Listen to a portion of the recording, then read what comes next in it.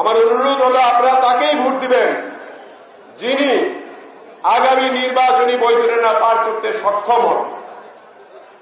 এবং আমাদের নির্বাচনে অনেক আগে থেকে আমাদের ভারপ্রাপ্ত চেয়ারম্যান জনাব তারেক রহমান তিনি বলে আসছেন এবারের নির্বাচন কিন্তু অত সহজ নয়, অনেক কঠিন।